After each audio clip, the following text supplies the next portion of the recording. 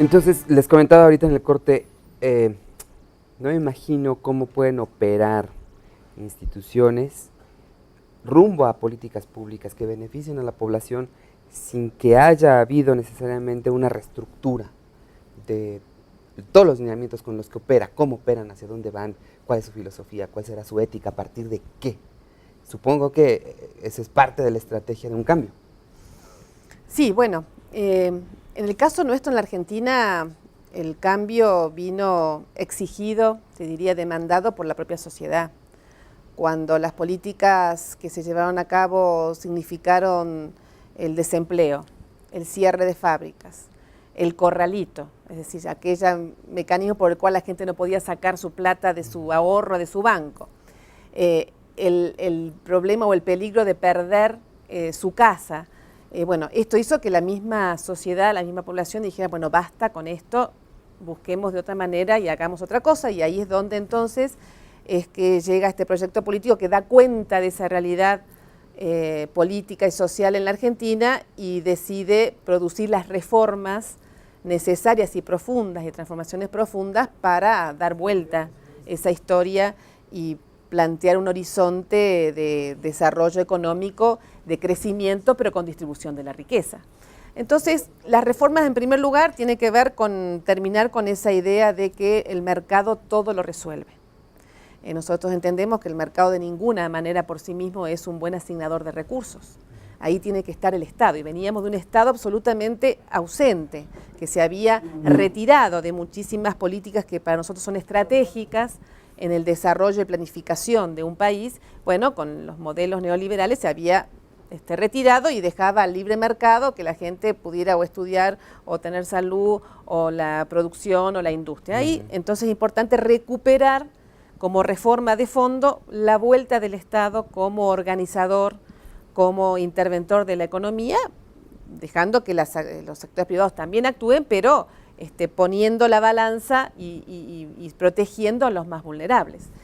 La reforma de volver a tomar el control, que es una cuestión estratégica que fue para la Argentina, volver a tomar el control por parte del Estado de los fondos, de los aportes de los trabajadores para sus jubilaciones. Sí. Fondos que habían sido utilizados por los sectores financieros y que no tenían ninguna posibilidad de mejora real a la posibilidad de jubilación de millones de argentinos y que habían sido utilizados más que nada para una rentabilidad de estos sectores en detrimento de las jubilaciones de los argentinos. Bueno, al Estado retomar esta potestad de tener la posibilidad de manejo de estos fondos, bueno, ha significado no solo la mejora de las jubilaciones, hemos sancionado una ley de movilidad jubilatoria que 2 veces por año aumenta las jubilaciones, y esto ha sido posible además por el buen manejo de estos fondos de ahorro de los trabajadores y de aporte de los trabajadores para que no solamente tenga una perspectiva de jubilación digna, sino también para que puedan incluirse otros millones de argentinos que por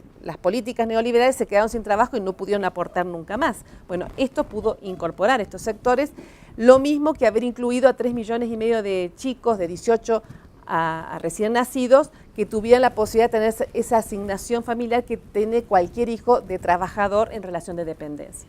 Entonces, retomar esas reformas, volver a tener las leyes laborales que tuvieron en algún momento en la historia argentina de los trabajadores, que fueron cercenadas en las épocas de la dictadura y demás, también significa reformas de fondo.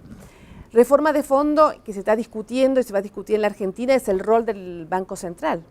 No un banco central autónomo y mirando simplemente la cuestión monetaria, sino un banco central orientado al acompañamiento del desarrollo productivo y económico de nuestro país. Esto es una discusión también de fondo.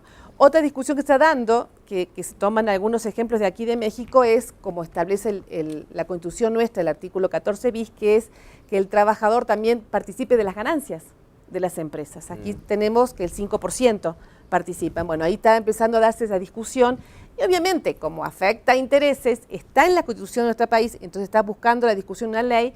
Los sectores empresarios, por supuesto, enseguida ponen su grito en el cielo porque no quieren repartir, pero esto es parte de la discusión de una mejora objetiva en las reformas en la Argentina. Bueno, y una muy de fondo que dimos, que tiene que ver con democratizar la palabra, con dar la posibilidad de que muchos tengan voz, que es la famosa ley de medios, de medios audiovisuales, de servicios de medios audiovisuales, que está posibilitando que, bueno, que no solamente se escuche la voz de pocos y de una ciudad o de una provincia, sino que todas las provincias también tengan la posibilidad de tener su mirada, su visión y su opinión respecto de las cosas que pasan, y no solamente porque uno tenga plata puede tener un medio, ya sea gráfico o televisivo. Entonces son realmente reformas de fondo que estamos dando en la Argentina, e insisto, como afectan intereses importantes, están así. Y la otra, bueno, tiene que ver con los procesos que bien decía Sergio,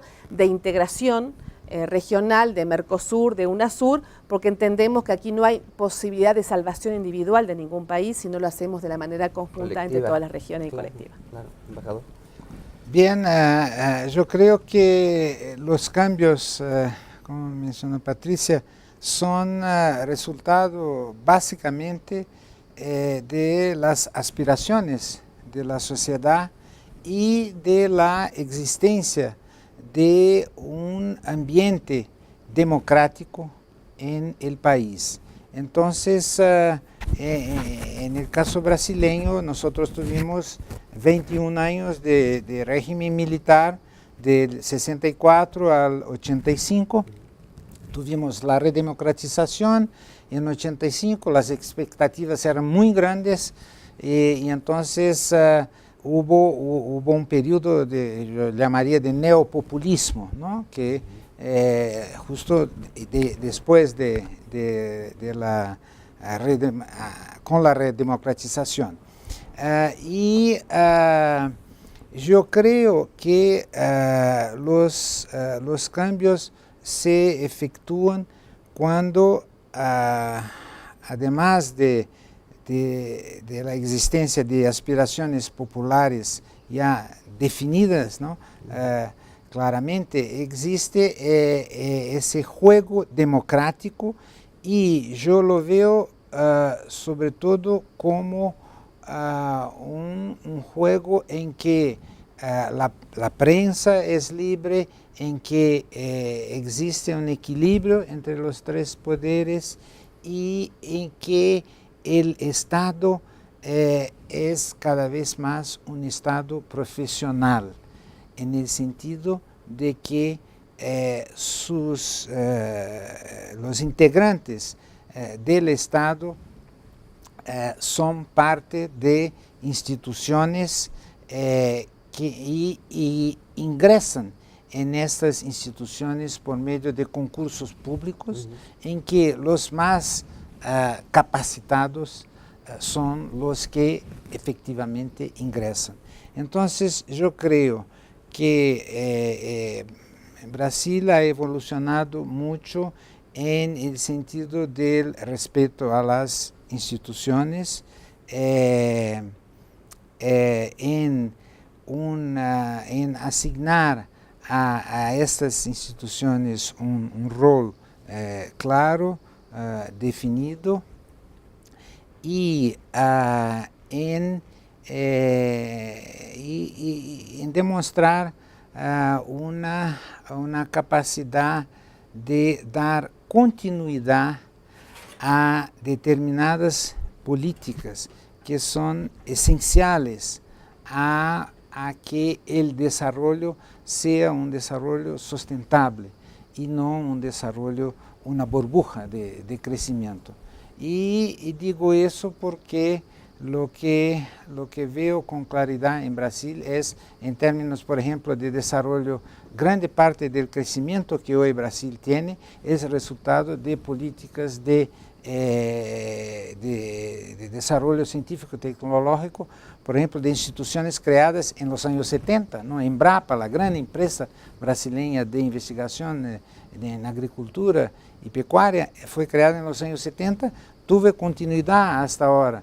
Enviaron 1000 ingenieros al exterior para hacer PhD, regresaron a Brasil, desarrollaron una tecnología fantástica en agricultura. El éxito de Embraer en aviación, otra institución, ¿no? Que existía y que también ha enviado sus ingenieros al exterior para hacer PhD, regresaron, crear un prototipo de un avión, hoy tenemos la tercera más grande empresa de aviación en el mundo. Entonces, yo creo que es fundamental aspiraciones populares, respeto al juego democrático y consolidación de instituciones y continuidad de esas instituciones. Vamos a hacer rápido un corte. Les recuerdo que pueden comunicarse a través del teléfono. Nuestros números han aparecido ya en pantalla, además de los servicios que ofrece Internet, Twitter también, y por Facebook y por todos los servicios que ustedes tienen ahí lo pueden hacer, contactarnos. ¿Y qué les parece si al volver del corte esa palabra, continuidad en un proyecto de nación que seguramente ustedes lograron trazar y que eso ha dado la vuelta y que ha marcado la historia, por lo menos contemporánea, en Latinoamérica? Volvemos.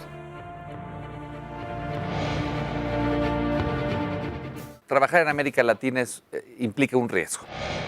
Lo más importante es darnos cuenta que toda agresión en contra de la libertad de expresión constituye, por una parte, una amenaza a la democracia y una afrenta a la sociedad. Que nos está frenando América Latina en general, y Brasil hasta hace muy poco, es el crecimiento, el bajo crecimiento en productividad. Los grandes consumidores, empresas enormes, están usando agua ilegalmente y están sacándolo de este acuífero. La autoridad lo conoce. Y esa agua pluvial es el 60% del agua que necesita la ciudad. La economía del área del euro es, creo, la economía más fuerte que hay en términos de competencia internacional. A Sudamérica, América Latina o a Centro y Sudamérica no le interesó tanto lo que pasaba en el G20. We are learning from the Project de Oportunidades program, how we are dealing with poverty.